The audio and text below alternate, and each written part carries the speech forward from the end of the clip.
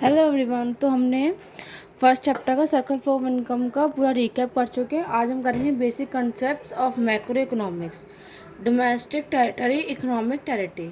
Domestic territory is an important concept in national income accounting. It is a territory administrated by the government with in the which person goods and capital circulate freely in language. Domestic territory means it political frontiers of a country. However, for the purpose of national income accounting, it is used as wider sense.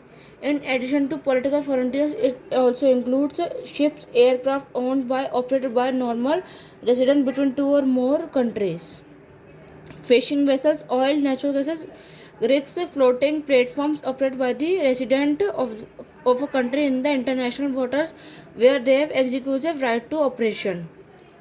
Embassies, consular and military establishment of a country located abroad.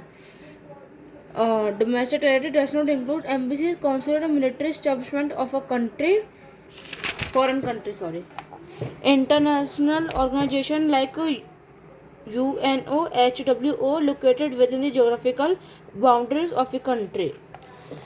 Normal resident.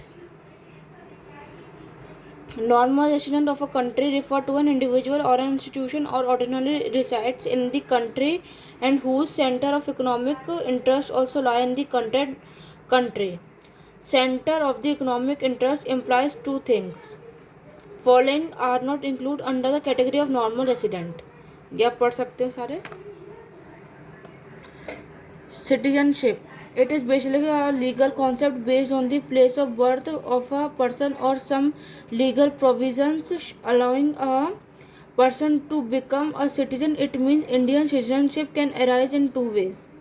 Residentship. It is an economic concept based on the basic economic activities performed by a person.